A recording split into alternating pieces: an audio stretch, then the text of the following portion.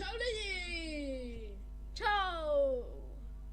Toto je Metin 2 Hardcore.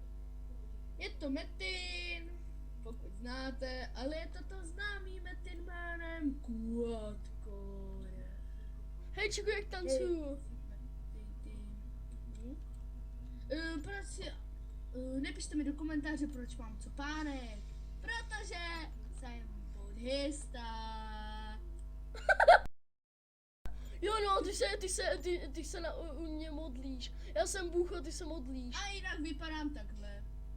Jo, no. Tak počkej, já se jdu Mám čepel G5 a brnění G1. Já se jdu expit.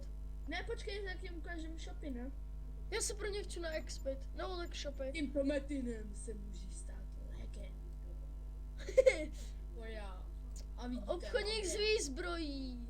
Tady máte... Fuj! Já mu nebudu čukat prdel tomu koněvi. Tady je doplňky a brnění, když dáte brnění. Tady máte od 18 po 61. Není tady brnko od 48, je tady brnko od 18, potom od 26, potom od 42, potom od 54 a potom od 61. A to též úplně u všech. Všechny druhy, potom si dáte doplňky a tady máte už štíty a tedy. Takže se můžeme vrhnout na druhý shop. Tento Metin byste si určitě měli zahrát, protože teďka zvýšili drop youngu, ale jako teďka zase všechno zdražili. Na Gčko potřebujete tak 70 mega. Víte, tady takhle máte úplně v pohodě levné věci. Třeba 70 mega potřebuje. Ne. No, už je zase padl Metin, takže za to se omlouvám. A vidíte, tady máte nové větrné boty, které máte i ze začátku. Z začátku máte jinak meč plus 9. Hej, divný, hej Máro, já v tom meči mám šance na kritický zásah 9% v tom meči. Že lidi může padnout ze začátku. Jo, a pokud jste si asi všimli, je to od Headshota, a což znamená, že já jsem Muk Mára a toto je Fanda Xantuny, natáčíme Minecraft Let's Play. Jo. Toto vám ukazujeme toto video, protože jako Edcore je prostě luxus Metin a měli byste si ho určitě zahrát za každou cenu, protože to je fakt hafec. Hrajeme na Červené říši, když tak mám svůj cech a jmenuji se Matrosese. Jak vidíte, taky se jmenuji Xantuny, jak na Minecraftu. Na stránce se zaregistrujete a tam si dáte stáhnout klienta. Toto je Metin, kde si můžete posílat peníze jako na nějaký luxus věci a tak. V pavoučím dungeonu si můžete dropovat začárka, někdy padnou, někdy ne. A já už mám 11 začárek a třeba jedno začárku prodáte 30 mega. Pavoučí, spíš opičí, ne? Aha, tak to se omlouvám. Opičí dungeon a je to prostě luxus Metin, no, co bych k němu řekl. Ale jak vidíte, tak tady u obchodnice se prodává smoking. GA Duplo 3XX, díle Káťa a GA Republika to udělali dobrý ten Metin. Tady ještě, jak vidíte, tak tady je nový obchod, což je Quadcore Shop. Tady máte na výběr obchodní mapa, anebo shop tam máte. Dáte obchod. Obchodní mapa je to, kde je strašně moc lidí a automaticky vás to třeba z H4, H3, H2 hodí na H1. Takže kdybyste se vrátili zpět, tak se furt na H1 a píš vám to H3 třeba, jak jsme teďka byli. No, máte tady třeba pláště za 2 mega, ale třeba teďka zvýšili drop youngu, takže 22 000 padají třeba youngy, mě už padaly v chrámu. Potom tady je obrázek z dětského kance, to je kanet, na který můžete jezdit a vlk, na který můžete jezdit, ale nemůžete bohužel na něm sekat. Jenom kdybyste si v item shopu koupili toho kance jako item shop anebo lva. Jo, bojového kance se to jmenuje, bojový kanec. Jo, a ta pečeť je úplně stejná jak, ono se to jmenuje pečeť jezdeckého kance. Nebo, no a potom ještě pečeť lva, ale to úplně vypadá stejně, takže byste si to neměli splést. Jako myslím, že v Quadcore je to modrý a v item shopu je to má hnědý. No tak, já jen tady jenom ukážu, jak se jdu expit. Ne, ještě jim ukaž knihy, ne? No, u učitelů, kde se, jako, kde si, jo, prostě u učitelů si děláte, jako, kupujete knížky. Potřebujete 70 mega, jak už jsem říkal, na Gčko. A potom už jenom kámen do 1 mega, stalo to 3 mega. Jo, kdybyste chtěli jít na jinou říši, tam máte skoro smůlu. Protože Tinktura říši 500 kk. Ale bylo to nějak jen 1 mega, ne? 10. 10 mega, no. Jako celkem Ale potom, hej, já jsem se na Quadcore úplně vystrat, protože oni ty elíky červený to zdražili na 2 mega třeba. Jo, no, ale už to se změnili.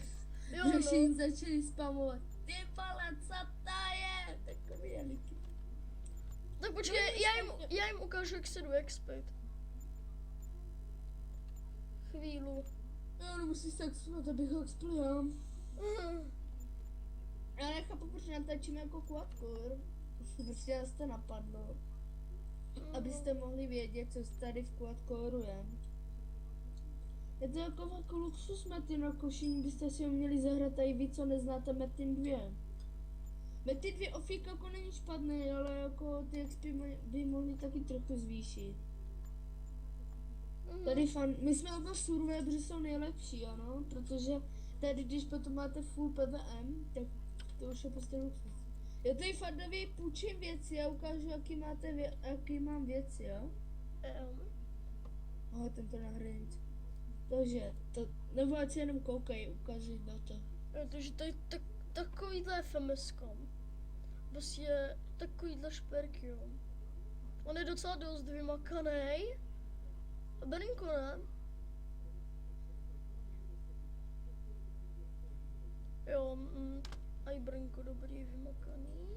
Proč oni na mě chodí do prdele? A ty jsi jim to všechno ukázal? Jo. Nebo nějaká rychlovka? Jestli to vím vůbec ukázat. Ty čokolové mě malé zabili. Jo, ale prostě tady byl jen takovej bůh, prostě oni už ho odstranili.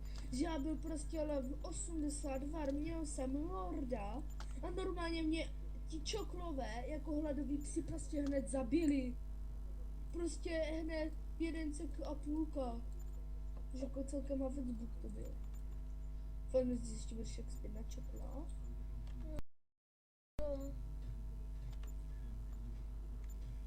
Ale mám nějakou zpomalenou výšku od kódu. Ježiš, ty vole, ty čokolo, ještě na mě jdou, já už nechci, abyste na mě šli, provokatéři. To co bys ještě mohl říkat, že? Jo, no.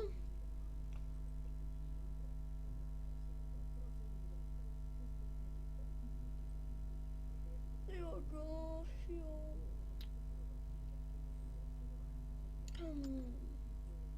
Já potřebuju 13, jo? Ne, 14. No potom jdeme kortě. Já nevím, jak dlouho už natáčíme. Protože když natáčíte kladko, tak to hodně zabírá. Jo, takže tady nám můžete dávat dislikey klidně, jako můžete nám dát nelíbí se, nám je to úplně jedno. Toto je prostě ukázka serveru Quadcore. Můžete si nás přidat v žluté, v červené říši na přátel. Jak vidíte, Fanda vám ukáže můj nick, Matros. Happy School je můj klon. Ale pošlu na stránku na Minecraft jako video naše. Pokud jste tam slyšeli, tak první a třetí díl zatím nebude.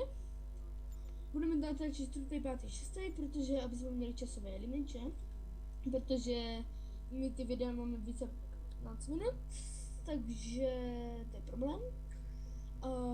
Takže byste nám mohli dávat prosím lajky, odběry a subscribe. Ne, to prostě. No, takže my se s váma loučíme.